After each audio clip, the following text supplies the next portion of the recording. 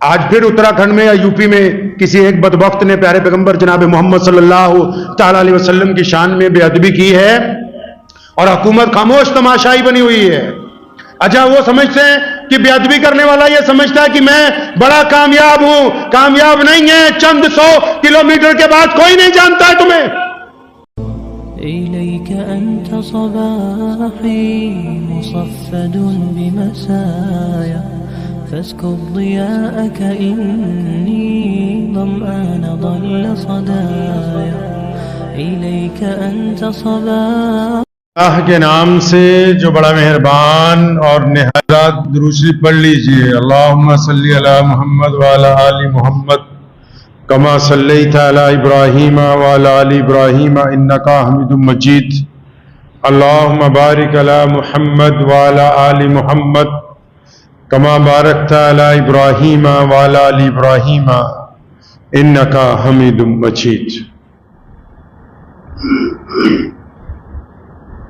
پیغمبر اعظم جناب محمد صلی اللہ تعالی علیہ وسلم نے تمام انسانوں کی گناہوں کے متعلق بھی واضح طور پر رہنمائی فرمائی کہ کون سے ایسے گناہ ہیں جن کی وجہ سے عبادات جو ہیں وہ ضائع ہو جاتی. ایسے کون سے گناہ ہیں جن کی وجہ سے رزق کے اندر تنگی آ جاتی. اور ایسے کون سے گناہ ہیں کہ جن کی وجہ سے دنیا میں ہی بندے کے اوپر اللہ کا عذاب نازل ہو جاتا ہے.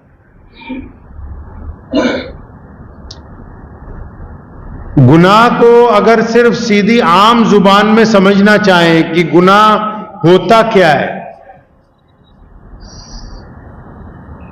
تو عام جتنے گناہ ہیں وہ آپ اس کو اس انداز سے آسانی سے سمجھ سکتے ہیں کہ جن بری باتوں کو آپ لوگوں سے چھپا کے کرنا چاہتے ہیں،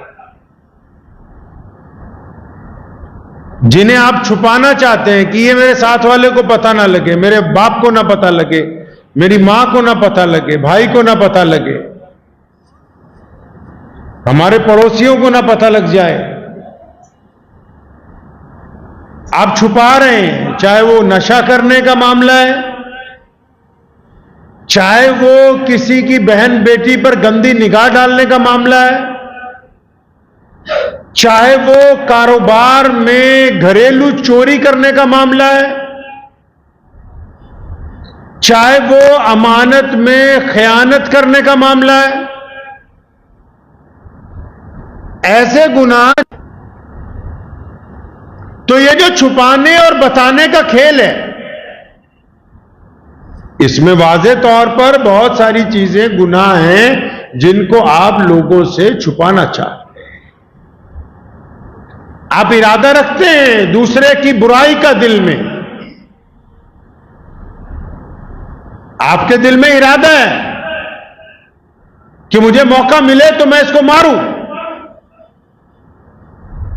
اگر مجھے موقع ملے تو میں فلاں عورت کے ساتھ بدکاری کروں، اگر مجھے موقع ملے تو میں فلاں چیز اٹھا کے اپنے یہاں لے جاؤں، اگر مجھے موقع ملے تو میں فلاں جگہ کے اوپر قبضہ کر لوں، مجھے موقع ملے تو فلاں بندے کو اس کی جگہ سے ہٹا کے خود وہاں پر قائم ہو جاؤں. یہ وہ گناہ جو آپ نے دل میں ارادے بنا رکھے لیکن بتانے سے آپ ڈرتے ہیں، لیکن آپ کا رب جانتا ہے ان چھپے ہوئے ناپاک ارادوں کو اور وہ ان گناہوں کو آپ کے کھاتے میں لکھا جا رہا ہے باقاعدہ. پیارے پیغمبر جناب محمد صلی اللہ تعالی علیہ وسلم نے متعدد گناہوں کی طرف اشارہ فرمایا ہے جو کبیرہ گناہ ہے. نمبر 1 پہ اس کو رکھا ہے شرک کو. شرک کہتے ہیں اپنے رب کی ذات میں کسی اور ذات کو شریک کرنا. مثال کے طور پر ایک بندہ 5 وقت کا نمازی ہے، روزے دار ہے، متقی ہے، پرہیزگار ہے، زکوٰۃ دیتا ہے، نفل بھی پڑھتا ہے، قرآن بھی پڑھتا ہے، گھر میں قرآن بھی پڑھتا ہے، بیوی سے پردہ بھی کرواتا ہے، تہجد کی نماز بھی پڑھتا ہے، لیکن اس کے دل میں اس بات کا شبہ ہے کہ اللہ کے علاوہ شاید فلاں بھی کچھ کر سکتا ہے، اللہ کے علاوہ کوئی اور طاقت بھی ہے جو مجھے بیٹا دے دے گی، جو مجھے بیٹی دے دے گی۔ جس کا عقیدہ ٹھیک گیا کہ نہیں اللہ کے علاوہ فلاں ہیں پیر صاحب، ان کے ہاں جاؤں گا تو شاید پھر میرا کام بن جائے گا۔ جس نے یقین بنا لیا اس بات کو کہ اللہ کی تو عبادت کرنی ہے، لیکن اس کے ساتھ ساتھ اللہ کے علاوہ نعوذ باللہ اس کے دل میں یقین ہے کہ فلاں چیز، فلاں بندہ جو ہے وہ اگر چاہے گا تو میرا کام بن جائے گا، اللہ تبارک و تعالیٰ کو یہ بات پسند نہیں ہے، اس کو کبیرہ گناہوں میں رکھا۔ آپ اس بات کو ایسے اندازے میں لگائیے، میں آپ کے مزاج میں اس کو سمجھانے کی کوشش کرتے ہیں ہم کہ مثال کے طور پہ کوئی آپ کا یار ہے، کوئی دوست ہے جو کوئی آپ کے بہت قریب میں، مدتیں گزر گئیں اور اچانک آپ سے علیحدہ ہو جائے، آپ سے الگ ہو جائے، آپ سے وہ کہے کہ میں آج کے بعد تیرا نہیں ہوں، آپ کو کتنا غصہ آئے گا کہ اچھا بچپن گزارا، جوانی گزاری، اب آ کے تو میرے سے علیحدہ ہو رہا ہے۔ اللہ تبارک جس طرح ایک یار کو یار کی بے وفائی پسند نہیں ہے، جس طرح ایک شوہر کو بیوی کی بے وفائی پسند نہیں ہے، جس طرح ایک مالک کو نوکر کی بے وفائی پسند نہیں ہے، جس طرح ایک حاکم کو ایک ملازم کی نافرمانی پسند نہیں ہے، جس طرح ایک باپ کو بیٹے کی نافرمانی پسند نہیں ہے، کتنا غم آتا ہے، کتنا غصہ آتا ہے دل میں کہ اچھا سب کچھ تو ہم نے اس کو دیا، سب کچھ ہم نے اس کا کیا، اب یہ ہمارے ساتھ ہی بغاوت کر رہا ہے۔ اس بات سے اندازہ لگا لیجئے کہ رب کی ذات میں جب کوئی بندہ شرک کرتا ہے تو اللہ کریم کو سب سے زیادہ ناراضگی اس پر کیوں ہوتی ہے؟ کیونکہ سب کچھ اللہ تبارک و تعالیٰ نے اس کو عطا فرمایا، پھر وہ اپنے رب سے جب منہ پھیرتا ہے تو اللہ کو اس کے اوپر سخت ناراضگی ہوتی ہے۔ اور دوسرے نمبر پہ گناہوں میں کیا رکھا ہے بھائی؟ کبیرہ گناہوں میں دوسرے نمبر پہ جو سخت ترین گناہ ہے، اندازہ لگائیں آپ 1 منٹ کے لیے بھی کیا ہو سکتا ہے؟ اللہ نے شرک کے بعد سیکنڈ نمبر پہ، دوسرے نمبر پہ جس گناہ کو رکھا کہ یہ مت کرنا، اس سے جب آپ اس گناہ کا ذکر سنیں گے تو ساری تصویر واضح ہو جائے گی کہ رب چاہتا کیا ہے ہمارا، محمد رسول اللہ صلی اللہ علیہ وسلم کیا چاہتے ہیں۔ پیارے پیغمبر جناب محمد صلی اللہ علیہ وسلم فرماتے ہیں کہ جس نے رب کی ذات میں شرک کیا سب سے کبیرہ گناہ ہے، اور رب کے بعد جس نے اپنے ماں باپ پر ظلم کیا۔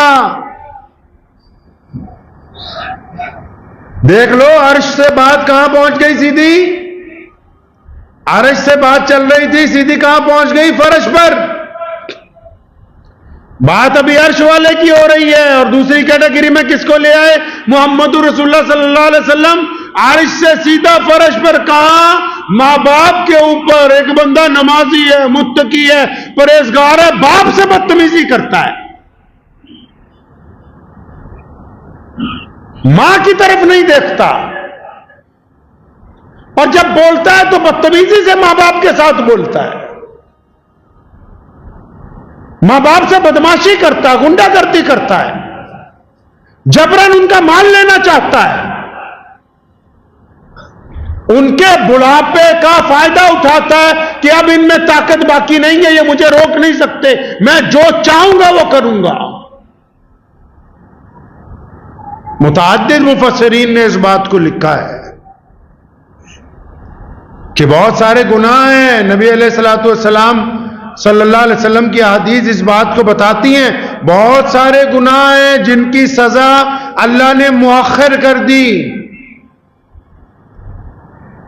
کہ جب مرو گے آؤ گے قبر میں حساب کتاب ہوگا پھر پوچھیں گے. بہت سارے گناہوں کی سزا مؤخر کر دی گئی،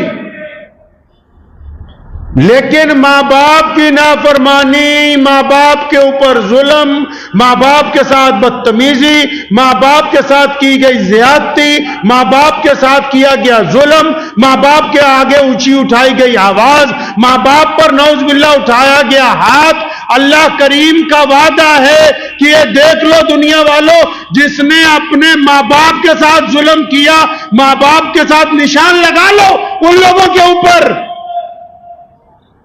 باقاعدہ نشان لگا لو ان کے اوپر جو ماں باپ کو گالی دیتے ہیں، جو ماں باپ پر گنڈا گردی کرتے ہیں، جنہوں نے ماں باپ کو اولڈ ہوم میں چھوڑا ہے، جنہوں نے ماں باپ کے منہ پر تھپڑ مارا ہے، جنہوں نے ماں باپ پر دھکا کیا ہے، جنہوں نے ماں کے سامنے اپنی زبان سے بدزبانی کی ہے، ان پر نشان لگا لو. وہ دنیا میں ذلیل ہونے سے پہلے مر نہیں سکتے،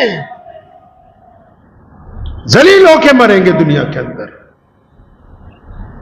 موت نہیں آ سکتی جب تک ان کو ماں باپ کی ذلت کے اویس اللہ تبارک و تعالیٰ کے عذاب کو آواز دے رہے ہیں نا. رب رسول کے بعد سب سے بڑا درجہ کس کا ہے؟ رب رسول کے بعد سب سے بڑا درجہ ماں باپ کا ہے، اور ایک بندہ ماں باپ سے بغاوت کا اعلان کر رہا ہے. قرآن نے کہا یہ دونوں اپنے جو کندھے ان کو ایسے جھکا کے ماں باپ کے سامنے بات کیا کر، یہ کیونکہ اللہ تبارک و تعالیٰ نے ان کو یہ عزت عطا فرمائی ہے کہ تیرے ماں اور باپ ہیں.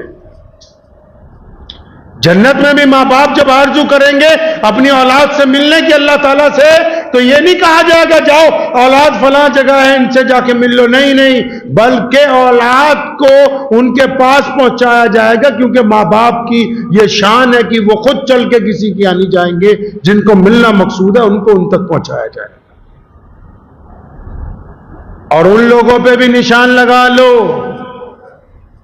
جنہوں نے ماں باپ کی عزت کی ہوگی، باپ کی فرما برداری، ماں کی فرما برداری، جنہوں نے تمام باتیں برداشت کی ہوں. دنیا میں بھی کوئی طاقت ان کی عزت کم نہیں کر سکتی، دنیا میں کوئی طاقت ان کی عزت کم نہیں کر سکتی. آخرت میں بھی اللہ کا وعدہ ہے، آخرت میں بھی اللہ کا وعدہ ہے. جو ماں باپ کے ساتھ ہیں، جنہوں نے ماں باپ کا احترام کیا، جنہوں نے ماں باپ کی ہاں میں ہاں ملائی، جنہوں نے ماں باپ کو اپنا سر کا تاج بنا کے رکھا، جنہوں نے ماں باپ کی خدمت کی، جنہوں نے ضعف میں اپنے ماں باپ کو کھلایا پلایا، جو ماں باپ کے مرنے کے بعد ان کے لیے دعائیں کرتے رہے، جو اپنے والدین کے وفادار رہے.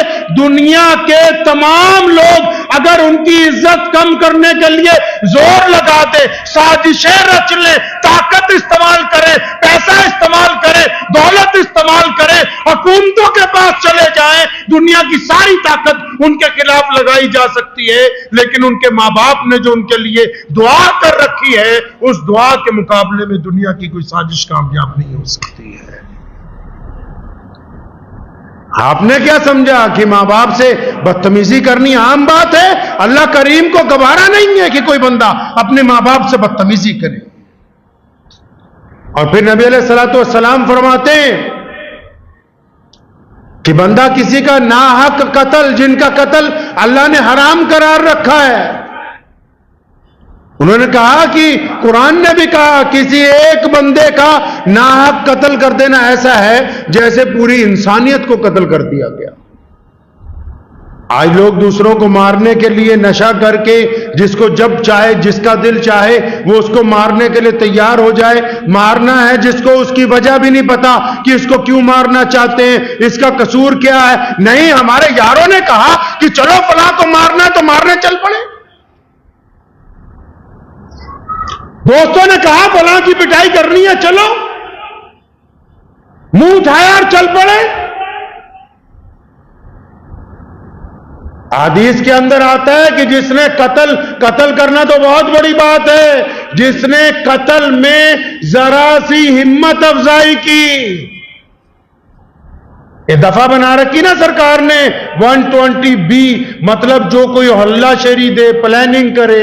حدیث شریف میں یہ بات 1450 سال پہلے ذکر کی گئی کہ اگر کسی نے کسی کے قتل میں تھوڑی سی ہلہ شیری بھی کی وہ بھی اتنا ہی بڑا گنہگار ہے. کسی نے کسی کو یہ بھی کہا اچھا ہاں ٹھیک ہے مارو اس کو تو مارو، کوئی وجہ تو ہو، کوئی بات تو ہو، کوئی بنیادی چیز ہو. ہاں مارنے کا حق صرف حکومت کے قاضی کو دیا گیا تاکہ وہ گنہگاروں کو سزا دے سکے، آپ کو دوسروں کے اوپر جج نہیں لگایا. اللہ کو وہ لوگ بھی پسند نہیں. کبیرہ گناہ یہ بھی ہے کہ جب وقت آئے میدان میں رب اور رسول کے لیے، جب کبھی وقت آئے اللہ تبارک و تعالیٰ کے راستے میں قربانی دینے کا، پھر پیٹھ دکھا کے بھاگ جائے، رب کو وہ بھی پسند نہیں. کبیرہ گناہوں میں یہ بھی ہے کچھ لوگ جادو کرتے ہیں، کچھ لوگ جادو کرواتے ہیں. محمد رسول اللہ صلی اللہ علیہ وسلم کا فرمان ہے نہ رسول اللہ کریم صلی اللہ علیہ وسلم کو جادو کرنے والے پسند اور نہ ہی کروانے والے پسند. اور بہت سارے لوگ آج کل اسی کام میں لگے ہوئے ہیں. کئی تو وہم کے مریض ہو گئے کہ اچھا جی کچھ ہو گیا، کچھ یہ ہو گیا، کچھ وہ ہو گیا. اللہ کے بندے جن چیزوں سے پیارے پیغمبر علیہ الصلوۃ والسلام نے روکا ان سے رک جاؤ، پیچھے ہٹو. آپ کے دل میں جو گناہ کے ارادے ہیں، دل میں جو گناہ کے ارادے ہیں. بہت سارے لوگ نماز پڑھتے ہیں روزانہ، بہت سارے لوگ روزانہ نفل بھی پڑھتے ہیں، بہت سارے لوگ غریبوں کو پیسے بھی دیتے ہیں، بہت سارے لوگ قرآن پاک کی تلاوت بھی کرتے ہیں، بہت سارے لوگ ماں باپ کا احترام بھی کرتے ہیں. لیکن اس کے باوجود جب وہ دعا کرتے ہیں کوئی دعا سرے ہی نہیں چڑھتی، کوئی دعا قبول ہی نہیں ہوتی. وجہ ارے بھائی دل کے اندر جو گناہوں کی گندگی ہے، دل میں جو رنجشیں ہیں، دل میں جو برائی آپ نے بھر رکھی ہے دوسروں کے متعلق، جب تک یہ صاف نہیں ہوگی تو کس طریقے سے اللہ تبارک و تعالیٰ اس دعا کو قبول کریں گے بتائیے. اور رنجشیں تو اس حد تک پہنچی، خود پرستی تو اس حد تک پہنچی. میرے والد مرحوم شیر اسلام مولانا حبیب الرحمان لدھیانوی رحمۃ اللہ علیہ ایک دن انہوں نے پوچھا کہ اچھا یہ بتاؤ کہ نماز کے دوران جب جماعت میں کسی کے فون کی گھنٹی بج جاتی ہے تو کیا خیال آتا ہے تمہارے دل میں؟ تو ہم لوگوں نے عرض کیا کہ جب گھنٹی بجتی ہے تو میرا ماننا تو یہ ہے کہ اپنی جیب میں ہاتھ ڈالو اور موبائل کو بند کر دو. اچھا آپ سب لوگ بیٹھے ہیں، بہت سارے لوگ اس وقت ساتھ جڑے ہوں گے انٹرنیٹ کے. ایمانداری سے سچے دل سے بتاؤ جب ہماری محلے کی مسجد میں جماعت ہوتی ہے اور اچانک فون کی گھنٹی بج جاتی ہے تو جس کی بجتی ہے گھنٹی اس کی تو بیچارے کی پوری گھنٹی بج جاتی ہے. اور باقی جو صدر ہیں، متولی ہیں، نمازی ہیں، ممبر ہیں، وہ کیا سوچتے ہیں بھائی کوئی بات نہیں سلام پھرنے دے، آج تجھے بتاتے ہیں، تجھے روز کا کام پکڑ رکھا ہے. ایک بجنے والی فون کی گھنٹی بھی سن 2024 میں نمازیوں کی نیت کو واضح کر رہی ہے. تو میں نے حضرت مولانا حبیب الرحمان لدھیانوی رحمۃ اللہ علیہ سے پوچھا کہ آپ کے دل میں کیا خیال آتا ہے کہ جب کبھی کسی کے فون کی گھنٹی بجتی ہے تو آپ کیا سوچتے ہیں، آپ کے دل میں کیا خیال آتا ہے؟ تو جب انہوں نے جواب دیا تو محمد رسول اللہ صلی اللہ علیہ وسلم کی سنت یاد آ گئی کہ ایمان والا جب سوچتا ہے مثبت سوچتا ہے، جب ایمان والا سوچتا ہے پازیٹو سوچتا ہے. تو وہ فرمانے لگے کہ میرے ساتھ میں اگر کوئی نماز پڑھ رہا ہو اور میرا جاننے والا ہو، پہچاننے والا ہو، 5 وقتہ نمازی ہو، جب اس کی جیب میں گھنٹی بجتی ہے بار بار اور وہ کاٹتا ہے گھنٹی پھر بجتی ہے تو ہمارے دل میں یہ خیال آتا ہے کہ مبادا یہ بھائی تو گھر سے بتا کے آیا کہ میں عشاء پڑھنے جا رہا ہوں، فجر پڑھنے جا رہا ہوں، کہ یا اللہ یہ جو گھنٹی بج رہی ہے یہ خیر والی گھنٹی ہو، اس میں کوئی بری خبر نہ چھپی ہو جس سے میرے بھائی کو تکلیف پہنچ جائے. آپ کی نیت طے کرے گی کہ آپ کس کیٹیگری کے مسلمان ہیں. مولانا فرمانے لگے کہ میرے دل میں خیال آتا کہ اللہ یہ گھنٹی خیر والی ہو، مطلب میرے بھائی کے گھر سے کوئی بری خبر نہ آ جائے جس کی وجہ سے اس کو پریشانی ہو، دکھ ہو، تکلیف ہو۔ اور یہاں جب گھنٹی بج رہی ہے تو کئیوں نے اس کی گھنٹی بجانے کا ارادہ کر لیا ہوتا ہے کہ بس سلام پھیریں گے تو اس کی بے عزتی کریں گے تاکہ اس کو پتہ لگے کہ دوبارہ جن لوگوں کی نیتوں میں اس حد تک دوسرے کے لیے برائی چھپی ہو تو یہ برائی لے کے جو سجدے کیے جائیں گے یہ قابل قبول ہوں گی۔ یہ تو گنہگاروں کے سجدے ہیں، گنہگاروں کے سجدے ہیں یہ۔ اللہ کریم کو بندہ پاک چاہیے، وضو کیوں کروا رہے ہیں؟ نماز سے پہلے استنجا اور اس کے بعد وضو کیوں کروا رہے ہیں؟ کیوں یہ دونوں ہاتھ دھلوائے؟ کیوں منہ میں 3 دفعہ پانی ڈال کے کلی کروائی؟ کیوں کہ ناک کی نرم ہڈی تک پانی پہنچایا؟ کیوں اس چہرے کو مکمل دھلوایا؟ کیوں ان بازوؤں کو کونیوں تک دھلوایا گیا؟ کیوں سر پر گیلا ہاتھ پھروایا؟ کیوں گردن کے پیچھے تک انگلیاں پھیری گئی؟ وجہ کیا ہے کہ دونوں پیروں کو دھلوایا؟ رب چاہتے میرا بندہ جب میرے آگے جھکے گا ظاہری طور پر پاک ہو جائے، پھر بندے کا بھی کام ہے کہ جب وہ گھر سے چلے وضو کر کے تو اپنے دل کو مسجد تک لاتا لاتا بالکل پاک کر لے، اس میں نہ پھر کسی کی برائی ہو، نہ کسی کے لیے کینہ ہو، نہ کسی کے لیے دشمنی ہو، تاکہ جب وہ اپنے رب کے حضور جھکے تو پھر پاکی کے ساتھ جھکے اور اس کی دعا ہے وہ رد نہ کی جائے، اس کی دعا رد نہ کی جائے۔ اور سورہ فاتحہ سے بڑی دعا کیا ہوگی جو نماز میں پڑھ رہے ہیں؟ اس سے بڑی تو دعا ہی کوئی نہیں، اور اس کی طرف توجہ ہی نہیں، کیونکہ دل میں چونکہ گندگی ہے، گناہ بڑے ہوئے ہیں، ادھر نیت باندھی ادھر سوچ رہا ہے کہ پتہ نہیں دکان پہ گاہک آ گیا ہوگا نہیں آیا ہوگا، لڑکوں نے خرید بیچ دیا ہوگا مال کے نہیں بیچا ہوگا۔ جب تک ہم گناہوں کو گناہ نہیں سمجھیں گے، مسلمانوں اس بات کو یاد رکھو، اسلام دنیا کا سب سے بڑا مذہب ہے۔ میں بار بار اس بات کو ڈنکے کی چوٹ پر دہراتا ہوں، اور ہے دنیا کا کوئی ملک بتاؤ جہاں اللہ اکبر کی صدائیں بلند نہ ہو رہی ہوں، لیکن اس لیے اسلام دنیا کا سب سے بڑا مذہب ہے کہ اسلام کو ماننے والے گناہ کو گناہ سمجھتے ہیں۔ اس بات کو ذہن نشین کر لیجئے، کبھی اپنے گناہوں پر اترائیے گا نہیں۔ کچھ لوگ اتراتے ہیں اور گمراہ ہو جاتے ہیں، گناہوں پر اترائیے نہیں، گناہوں پر شرمندہ ہوں، گناہوں پر اپنے رب سے معافی مانگیں، اپنے گناہوں کو چھپائیں، لوگوں کو بتائیں نہیں، اور اپنے رب کی حضور توبہ کریں، استغفار کریں۔ جو لوگ گناہوں سے توبہ کرتے ہیں، استغفار کرتے ہیں، اپنے رب سے معافی مانگتے ہیں، اللہ کا وعدہ ہے کہ وہ معاف کرنے والا ہے۔ آپ کئی لوگ ایسے بھی ہوتے ہیں جدت پسند کی، ہاں میں نے کیا ہے تو کیا کر لے گا؟ بھائی ہم نے کیا کرنا ہے؟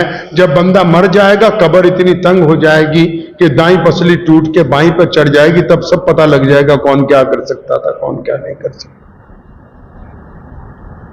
اس بات کو ذہن نشین کر لیجئے، وہ تمام چیزیں گناہ ہیں جو دل میں کھٹک رہی ہیں۔ کسی کی بیٹی کی طرف دیکھتے ہو، دوبارہ دیکھنا چاہتے ہو، دل میں کھٹکتا ہے کہ کوئی میری طرف نہ دیکھ لے، گناہ ہے۔ مال تولتے ہوئے تم کم تولنا چاہتے ہو اس چکر میں ہو کہ گاہک نہ دیکھ لے، گناہ ہے۔ پیسے گنتے ہوئے چاہتے ہو کسی کو پتہ نہ لگے، 4 پیسے کم چلے جائیں، اس کی طرف گناہ ہے یہ۔ اور کبیرہ گناہوں میں سود خوری شامل ہے کہ جس سے لوگوں کا خون چوسا جاتا ہے۔ آپ کو پتا ہے دنیا میں اصل وجہ بتاؤں آج آپ کو کہ لوگ اسلام کی مخالفت کیوں کرتے ہیں؟ یہودیوں کو اسلام سے کیا تکلیف ہے؟ 2 اسلام کی جو باتیں اعلیٰ ترین کون سی؟ کہ عورت کو پردے میں رکھنا ہے، وہ اپنے گھر میں، بازار میں، کاروبار میں ڈاکٹر بنے، لیکن اس کا لباس خوبصورت پردے والا ہو اور دکھاوا نہ ہو اس میں۔ تو پوری دنیا کی جو کاسمیٹک کی انڈسٹری ہے، پوری دنیا کی جو کپڑے کی انڈسٹری ہے، ان کے جو سب سے بڑے مالکان ہیں ان کو اسلام سے تکلیف ہے۔ ان کو پتا ہے کہ اگر لوگ اسلام کو فالو کریں گے تو ہمارا کاروبار ٹھپ ہو جائے گا۔ دوسرے نمبر پہ یہودی اسلام کے اس لیے بڑے دشمن ہیں، رسول اللہ نے فرمایا سود لینے والا بھی حرام، دینے والا بھی حرام، سود کھانا بھی حرام۔ 72 قسمیں سود کی گنوائی، اور یہودی ٹکے کاہے پہ ہوئے ہیں؟ سودی نظام کے اوپر ہی ٹکے ہوئے ہیں۔ بینکنگ کے اندر سود ہے، گاڑیوں کے اندر سود ہے، گھروں کے اندر سود ہے، کام کے اندر سود ہے۔ ان کو پتا ہے کہ اگر محمد رسول اللہ کے طریقے پر چلیں گے، سود لینا دینا بند ہو گیا، ہمیں تو روٹی کے لالے پڑ جائیں گے، پھر تو غریب کا خون کیسے چوسیں گے؟ ملک میں دیکھو کروڑوں لوگ بندھے ہوئے ہیں ماہنامہ قسطوں کے ساتھ، ادھر تنخواہ آتی ہے ادھر خالی ہو جاتا ہے، سارا کے سارا سسٹم مجبوری کی زندگی گزار رہے ہیں۔ ان کو پتا ہے یہودیوں کو کہ اگر اسلام کے مطابق ہم چلیں گے سود لینا حرام قرار ہو جائے گا، تو پھر تو مول تو کوئی بھی اتار سکتا ہے 2-4 مہینے میں، اگر مول اتر جائے گا تو غریب کو عزت مل جائے گی۔ وہ غریب کو عزت نہیں دینا چاہتے، اس کو دبا کے رکھنا چاہتے، اس لیے سود کا نظام قائم کیا۔ تو اس بات کو ذہن نشین کر لیجئے، سمجھ لیجئے اس بات کو کہ اگر دعائیں قبول کروانی ہیں، اگر آپ نے اپنے آپ کو اپنے رب کا برگزیدہ بندہ بنانا ہے، تو وہ تمام گناہ چاہے گھر میں ہو چاہے بازار میں ہو، لوگ گھروں میں بھی گناہ کرتے ہیں، کوئی بیوی سے بددیانتی کے ساتھ گفتگو کرتا ہے، کوئی اولاد کے ساتھ چوری سے گفتگو کرتا ہے، ساس بہو کا رگڑا پھیرنے کے لیے تیار ہے، نند بھاوج کا رگڑا پھیرنے کے لیے تیار ہے، بھائی بھائی کے ساتھ ایک دوسرے کی بددیانتی کرنے کے لیے تیار ہیں۔ گناہ تو صرف یہی تو نہیں کہ جو نماز کے دوران ہو جائیں گے، وہ تمام چیزیں گناہ ہیں جو سرے بازار آپ کرتے ہیں، یا گھر میں کرتے ہیں، یا معاشرے میں کرتے ہیں، یا پڑوسیوں کے ساتھ کرتے ہیں، یا اسکول میں کرتے ہیں، یا کالج میں کرتے ہیں۔ رسول اللہ صلی اللہ علیہ وسلم نے حکم فرمایا، حدیث کا مفہوم ہے تہمت مت لگاؤ دوسروں پر۔ آج ایسے لوگ ہیں، قرآن نے بھی کہا کہ پاک باز عورتوں پر تہمت مت لگاؤ، باز آ جاؤ، لیکن خاندانوں میں ایسے بدترین لوگ موجود ہیں جو دوسروں کی بہن بیٹیوں کا نام اس لیے دوسروں کے ساتھ جوڑتے ہیں تاکہ ان کی کہیں دال نہیں گلتی، اس وجہ سے وہ دوسرے کی بیٹی کو بدنام کرنا چاہتے ہیں، اور دوسرے کی بیٹیوں پہ الزام لگا کے، دوسروں سے ٹھگیاں مار کے، دوسروں سے کاروبار میں بے ایمانی کر کے، دوسروں پر گندی نگاہ ڈال کے، دوسروں سے زنا کا ارادہ کر کے، دوسروں سے بے ایمانی کرنے کے بعد پھر وضو کر کے کہا کہ میں تو نماز پڑھنے جا رہا ہوں، فجر کی، ظہر کی، عصر کی، مغرب کی۔ یہ نمازیں نہیں ہیں، یہ صرف دکھاوا ہے، یہ دکھاوا ہے اور کچھ نہیں ہے۔ تو اس بات کو ذہن نشین کر لیجئے کہ اپنے دل کو بار بار پوچھا کیجئے، سارا دن بار بار اس سے پوچھا کیجئے کہ فلاں تو جو گناہ کرنے جا رہا ہے یہ تیری کوالٹی کا نہیں ہے، یہ تیرے معیار کا نہیں ہے، تم مسلمان ہو۔ مسلمان گناہوں کے لیے دنیا میں نہیں آتا، لوگوں کے لیے اچھائیوں کے لیے آتا ہے۔ ہم دوسروں کو ساتھ میں دل سے جوڑنے کے لیے دنیا میں آئے ہیں، توڑنے کے لیے نہیں آئے۔ دعا کیجئے اللہ کریم اس کے اوپر عمل کی توفیق عطا فرمائے۔ اور چلتے چلتے آج پھر اتراکھنڈ میں یا یو پی میں کسی ایک بدبخت نے پیارے پیغمبر جناب محمد صلی اللہ تعالی علیہ وسلم کی شان میں بے ادبی کی ہے، اور حکومت خاموش تماشائی بنی ہوئی ہے۔ اچھا وہ سمجھتے ہیں کہ بے ادبی کرنے والا یہ سمجھتا ہے کہ میں بڑا کامیاب ہوں، کامیاب نہیں ہے، چند 100 کلومیٹر کے بعد کوئی نہیں جانتا ہے تمہیں۔ محمد رسول اللہ صلی اللہ علیہ وسلم کا درجہ چاند سورج ستاروں سے بھی بلند ہے۔ مدینہ المنورہ میں جہاں پیارے پیغمبر علیہ السلام کا روضہ ہے، وہ عرش معلی سے اعلیٰ مقام ہے، وہ عرش معلی سے اعلیٰ مقام ہے محمد رسول اللہ صلی اللہ علیہ وسلم کا جہاں روضہ ہے۔ تم جیسے جو بدبخت بھونکتے ہیں، ایک بات ضرور کہنا چاہوں گا کہ جتنا دل چاہے بھونکتے رہو، لیکن دنیا کی تاریخ پڑھو، جن زمینوں کے اوپر محمد الرسول اللہ صلی اللہ علیہ وسلم کی شان میں نعوذ باللہ بار بار بے ادبی ہوتی ہے، وہاں ایک وقت آئے گا کہ انہی کی آنے والے دور کے لوگ محمد رسول اللہ کا نام لیں گے نا تو اپنے ہونٹوں کو اپنی آنکھوں کو چوما کریں گے کہ ہم محمد رسول اللہ کی امت میں سے ہیں۔ اسلام کی فطرت میں قدرت نے لچک دی ہے، یہ اتنا ہی ابھرے گا جتنا کہ دباؤ گے۔ سیدنا بلال رضی اللہ تعالیٰ عنہ کو ان کی ماں نے کہا نا کہ چل بلال ہم مکہ چھوڑ کے کہیں اور چلتے، اس شہر میں اب نہیں رہنا۔ انہوں نے اماں سے پوچھا تھا، اماں جی یہ بتاؤ آپ کو ہجرت کرنے کے لیے کس نے کہا؟ جانتے تھے نا کہ میری ماں تو اس قابل نہیں ہے، بہت ضعیف بھی ہے اور کبھی کسی کے پاس جاتی نہیں، بیٹھتی نہیں، اس کو سیاست کی باتیں نہیں پتا۔ انہوں نے اپنی ماں سے کہا تھا، اماں یہ بتا تو صحیح کہ تجھے ہجرت کے لیے کس نے یہ بات سجھا دی؟ اماں نے کیا کہا؟ اماں کہنے لگی بلال رضی اللہ تعالیٰ عنہ کو، بلال آج مکے کا گورنر ابو جہل آیا تھا، مکے کا گورنر ابو جہل آیا تھا اور اس نے آ کے مجھے کہا اور میرے آگے اس نے ہاتھ جوڑے کہ یہ تیرا بیٹا بلال گلی کوچوں میں محمد الرسول اللہ زندہ باد کے نعرے لگاتا پھرتا ہے، یہ تیرا بیٹا گلی کوچوں میں اللہ الصمد کی صدائیں، ہم نے اس کو مارا ہے، ہم نے اس کو پیٹا ہے، ہم نے اس کی کھال ادھیڑی ہے، ہم نے اس کو گرم ریت کے اوپر کھینچا ہے، ہم نے اس کی چھاتی پر پتھر رکھ کے دیکھے ہیں، ہم نے اس کے اوپر درے برسائے ہیں، ہم نے اس کی کھال کو جلایا، لیکن یہ ہٹتا نہیں ہے، ہم تنگ آ گئے، تو اس کو لے کے مکے سے کہیں اور چلی جا۔ جب ماں نے یہ بات سیدنا بلال کو بتائی نا، اپنی ماں کو دونوں کندھوں سے پکڑا اور خوش ہو کے فرمایا اللہ اکبر۔ کہنے لگے اماں جی یہ تو خوشی کی بات ہے کہ یہ مکے کے بڑے بڑے لوگ جو ہمیں چھوا چھوت کی وجہ سے انسان نہیں سمجھتے تھے، یہ آج تیرے دروازے پر آ گئے۔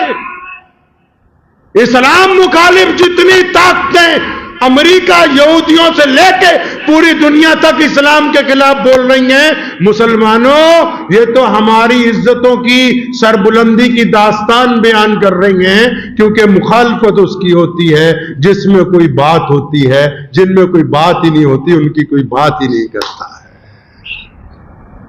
محمد رسول اللہ کی شان بلند رہے گی، سن لو کان کھول کے، ان کی عظمت بلند رہے گی، ان کا ذکر اللہ نے بلند کر دیا اور قیامت تک وہ بلند رہنے والا ہے۔ دنیا کی کوئی سازش، دنیا کا کوئی بندہ، ہاں ہو سکتا ہے کہ لوگ چاند کی طرف منہ کر کے تھوکنے کی کوشش کریں، لیکن وہ تھوک واپس انہی کے چہرے پہ پڑنے والا ہے۔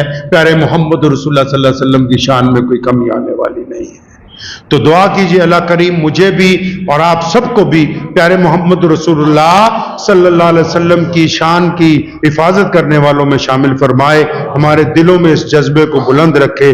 وآخر دعوانا الحمدللہ رب العالمین۔